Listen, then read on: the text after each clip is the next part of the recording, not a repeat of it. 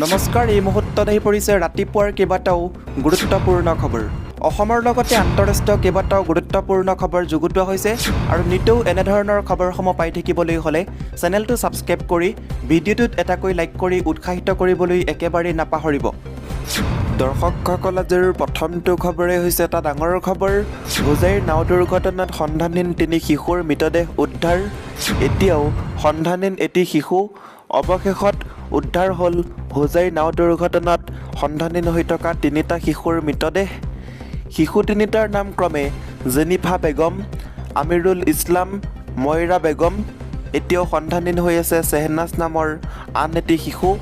এই মুহূৰ্তত আহি পৰিছে এটা ডাঙৰ খবৰ। ৰাজ্যত অব্যাহত আছে বানৰ ভয়াৱহতা। এফালৰ পৰা বানে ধ্বংস কৰি গৈছে ধন জলসকলে। পুনৰবাৰ হোজাইত শুনিবলৈ পোৱা গৈছে কান্দোনৰ ৰোল।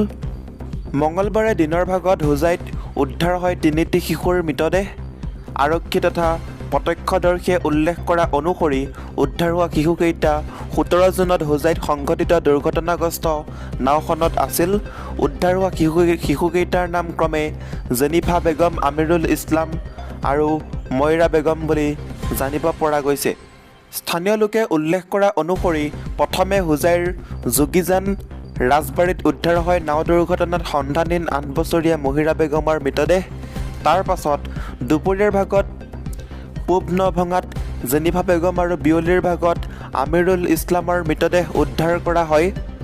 উল্লেখ্য যে হোজাইৰ জাঠিখোৰাত 17 জুনৰ নিশা সংঘটিত হয় এটা ভয়ংকৰ নাও দুৰ্ঘটনা। বানৰ কবলত থকা হোজাইৰ একাংশ বৰ্ণাঢ্য নাৱেৰে নিৰাপদ স্থানলৈ গৈ আছিল। তেনে সময়তে সংঘটিত হয় এই দুৰ্ঘটনাটো। এই দুৰ্ঘটনাত কেইবাজনো লোক সন্ধানহীন হৈ পৰিছিল। 2 নম্বৰৰ খবৰটি হৈছে নামনি সোৱণশিৰি জলবিদ্যুৎ প্ৰকল্প ভাঙি দিয়াৰ হুংকাৰ অখিল গগৈৰ। লখিমপুৰ, ধেমাজি আৰু মাজুলীবাসীৰ বাবে অভিশাপ স্বৰূপ নামনি সোৱণশিৰি জলবিদ্যুৎ প্ৰকল্প ভাঙি দিয়াৰ হুংকাৰ বিধায়ক অখিল গগৈৰ। যি সময়ত সৰু সৰু নদী বান্ধসমূহে সমগ্ৰ ৰাজ্যজুৰি বিভীষিকাময় পৰিৱেশৰ সৃষ্টি কৰিছে, ঠিক সেই সময়তে বৃহৎ নামনি সোৱণশিৰি জলবিদ্যুৎ প্ৰকল্প কোনো কাৰণতে মানি লোৱা নহ'ব বুলি পুনৰ সকীয়াই দিছে অখিল গগৈ। লখিমপুৰ জিলাৰ নাৰায়ণপুৰৰ শিমলুগুৰিত কৃষক মুক্তি সংগ্ৰাম সমিতিৰ উদ্যোগত কেন্দ্ৰীয়ভাৱে আয়োজন কৰা বিষ্ণু ৰাভা দিৱসৰ আজি দ্বিতীয় দিনৰ কাৰ্যসূচীত অংশগ্ৰহণ কৰিবলৈ আহি সংবাদ মাধ্যমৰ আগত এই মন্তব্য প্ৰদান কৰে শিৱসাগৰৰ বিধায়ক অখিল গগৈয়ে। লগতে তেওঁ আৰু কয় যে বান সাহায্য বিতৰণৰ নামত মুখ্যমন্ত্ৰীৰ নাটক ঠিকেই চলিছে, কিন্তু বানপীড়িতই সাহায্যহে পৰ্যাপ্ত পৰিমাণে পোৱা নাই। ইয়াৰ লগতে দৰ্শকসকল, 3 নম্বৰৰ খবৰটি হৈছে মন গ'লেই বিদ্যালয় ছুটি দিব নোৱাৰিব শিক্ষকে। এতিয়াৰ পৰা নিজৰ ইচ্ছামতে বিদ্যালয় বন্ধ দিব নোৱাৰিব প্ৰধান শিক্ষকে। নিজৰ খেয়াল খুচি মতে অৰ্ধছুটিও ঘোষণা কৰিব নোৱাৰিব প্ৰধান শিক্ষক আৰু অধ্যক্ষই। জিলা উপায়ুক্তসকলক এই নিৰ্দেশনা দিছে শিক্ষামন্ত্ৰী ডক্টৰ ৰণোজ পেগুৱে। বহু বিদ্যালয়ে নিজৰ ইচ্ছাত ছুটি বা অৰ্ধছুটি ঘোষণা নকৰে। ডিমৌ উচ্চ মাধ্যমিক বিদ্যালয়ে আজি যোগ দিৱসৰ নামত অৰ্ধছুটি ঘোষণা কৰিছিল। ইয়াৰ তদন্ত ঘোষণা কৰিছে শিক্ষামন্ত্ৰী ৰণোজ পেগুৱে। ইয়াৰ পিছতেই প্ৰধান শিক্ষক অধ্যক্ষসকলক এই নিৰ্দেশ দিছে শিক্ষামন্ত্ৰী ৰণোজ পেগুৱে। ইয়াৰ লগতে 4 নম্বৰৰ খবৰটি হৈছে ৰাহুল গান্ধীক ইডিয়ে পঞ্চম দিনাও 9 ঘণ্টা ধৰি প্ৰশ্ন কৰে। ইডিয়ে ৰেকৰ্ড কৰিছে বিবৃতি। নেশ্যনেল হেৰাল্ড কেছ বাতৰিৰ সৈতে জড়িত কথিত ধন ৰপ্তানিৰ গোচৰৰ সন্দৰ্ভত প্ৰৱৰ্তন সঞ্চালকালয়ে ইডি মঙলবাৰে কংগ্ৰেছ নেতা ৰাহুল গান্ধীক পঞ্চম দিনা প্ৰায় 9 ঘণ্টা সোধা পোছা কৰিছিল। তেওঁলোকে পুৱা 11:15 বজাত ইডি কাৰ্যালয়ত উপস্থিত হৈছিল আৰু আবেলি কোনো ছুটি লোৱা নাছিল, যিদৰে তেওঁলোকে আগৰ জেৰাত কৰিছিল। বায়ানাটৰ কংগ্ৰেছ সাংসদ ৰাহুল গান্ধীক ইডিয়ে 5 দিনত প্ৰায় 50 ঘণ্টা সোধা পোছা কৰিছিল আৰু বিষয়াসকলে মানি লণ্ডাৰিং প্ৰতিৰোধ আইনৰ অধীনত তেওঁৰ বক্তব্য লিপিবদ্ধ কৰিছিল। তেওঁলোকক পুনৰ মাতি পঠিওৱা হৈছে নে নাই সেয়া জনা হোৱা নাই। ৰাহুল গান্ধীয়ে প্ৰথমবাৰৰ বাবে গোচৰটোত 13 জুনত ইডিৰ সন্মুখত হাজিৰ হৈছিল আৰু এতিয়ালৈকে 5 বাৰ সংস্থাটোৰ সন্মুখত হাজিৰ হৈছে। কংগ্ৰেছ দলটোৱে ঠায়ে ঠায়ে ৰাহুল গান্ধীক সোধা পোছাৰ বিৰুদ্ধে তীব্ৰ প্ৰতিবাদ দাখিল কৰিছে। সমগ্ৰ দেশৰ জ্যেষ্ঠ কংগ্ৰেছ নেতা আৰু কৰ্মীসকল দিল্লীত উপস্থিত হৈছিল আৰু প্ৰতিবাদ সাব্যস্ত কৰিছিল।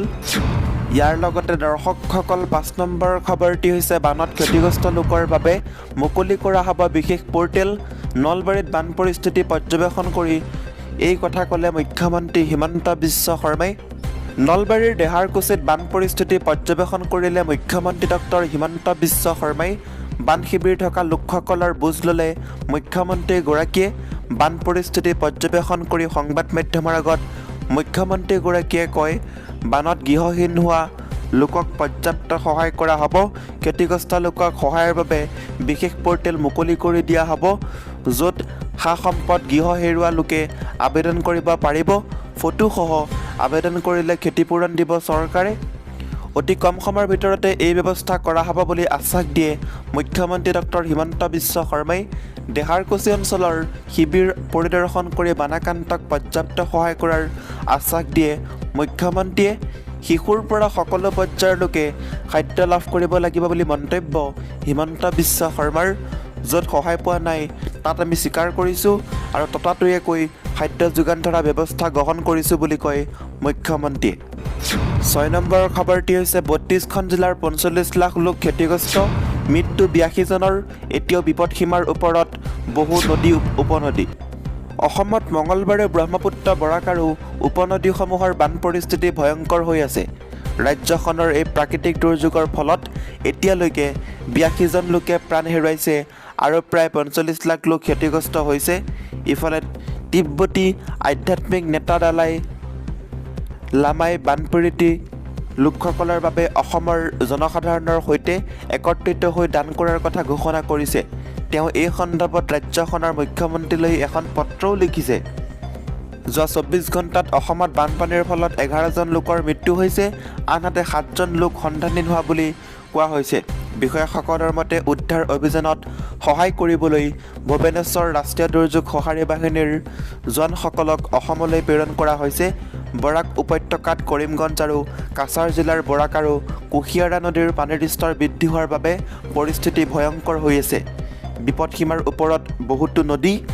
কেন্দ্ৰীয় জল আয়োগৰ বুলেটিন অনুসৰি নগাঁও জিলাৰ কামপুৰত কপিলী নদী আৰু নিমাতীঘাট, তেজপুৰ, গুৱাহাটী, কামৰূপ, গোৱালপাৰা আৰু ধুবুৰীত থকা ব্ৰহ্মপুত্ৰ নদী আৰু পুঠিমাৰী, পাগলাদিয়া, বেকী, বৰাক, কুশিয়াৰা নদী বিপদসীমাৰ ওপৰেৰে বৈ আছে। ইয়াৰ লগতে দৰ্শকসকল 7 নম্বৰ খবৰটি হৈছে এটা ডাঙৰ খবৰ। ব্ৰহ্মপুত্ৰত বৃহৎ অঘটন, নাও ডুবি 4 জন সন্ধানহীন হৈছে। এই মুহূৰ্তত আহি পৰিছে এটা ডাঙৰ খবৰ। ব্ৰহ্মপুত্ৰত বৃহৎ অঘটন, নাও ডুবি 4 জন সন্ধানহীন হৈছে। ডিব্ৰুগড় জিলাৰ চাবুৱাৰ ব্ৰহ্মপুত্ৰত নাও ডুবি 4 জন লোক সন্ধানহীন হৈ পৰে। জানিব পৰা মতে দুৰ্ঘটনাটোৰ সময়ত নাওখনত 9 জন লোক আছিল, কিন্তু নাওখন ডুবিবলৈ ধৰাৰ লগে লগে কেউজনে নাওখনৰ পৰা জঁপিয়াই সাঁতুৰি আহি কোনোমতে পাৰ পাই 9 গৰাকী লোকে মোহমৰাৰ পৰা বালিজানলৈ এখন টুলুঙা নাও লৈ ভৰা ব্ৰহ্মপুত্ৰ পাৰ হ'বলৈ চেষ্টা কৰিছিল, কিন্তু মাজভাগতে নদীৰ সোঁতত নাওখন ডুবি যায়। বৰ্তমানে সন্ধানহীন লোককেইজনৰ উদ্ধাৰ কাৰ্য চলি আছে। সন্ধানহীন হোৱা লোককেইজন চাবুৱাৰ শংকৰ যাদৱ, ৰুহমৰীয়াৰ চুনুকু কুৰ্মী, ৰুহমৰীয়া বাৰাটিকুচৰ ধমেন দাস আৰু মোহমৰাৰ কিষাণ যাদৱ বুলি চিনাক্ত কৰা হৈছে। উল্লেখযোগ্য যে অঞ্চলটোত নেৰানেপেৰা বৰষুণ আৰু বিভিন্ন বান্ধে অতিৰিক্ত পানী এৰি দিয়াৰ ফলত নদীসমূহৰ পানীৰ স্তৰ উদ্বেগজনকভাৱে বৃদ্ধি পাইছে।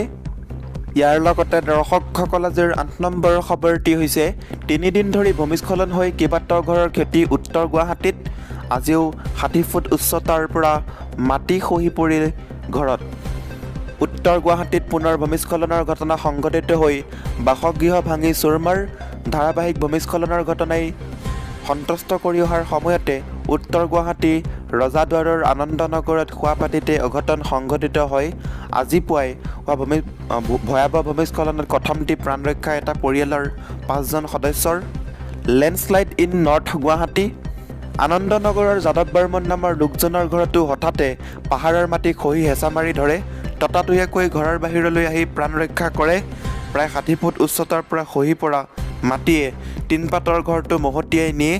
একমাত্ৰ আশ্ৰয়স্থল ঘৰটো ভাগি পৰাত মূৰত খৰপ পৰে পৰিয়ালটোৰ। এতিয়াও আতংকিত আনন্দনগৰৰ আৱাসীসকল ৰজাদুৱাৰ পাহাৰত এটি দুষ্ট চক্ৰই খনন কৰাৰ বাবেই এই দুৰ্যোগে দেখা দিছে। বিগত 3 দিন ধৰি অঞ্চলটোত ভূমিস্খলন হৈ কেইবাটাও ঘৰৰ ক্ষতি হৈছে। উত্তৰ গুৱাহাটী পৌৰসভাৰ পৌৰপতিসহ এটি দল উপস্থিত হৈ সান্তনা দি স্থানান্তৰৰ আশ্বাস দিছে।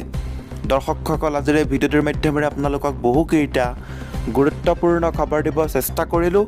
যদি খবৰকেইটা শুনি ভাল লাগিছে, লাইক কৰিব, শ্বেয়াৰ কৰিব, চেনেলটো ছাবস্ক্ৰাইব কৰিবলৈ নাপাহৰিব। এনেকুৱা ধৰণৰ গুৰুত্বপূৰ্ণ খবৰ নিতৌ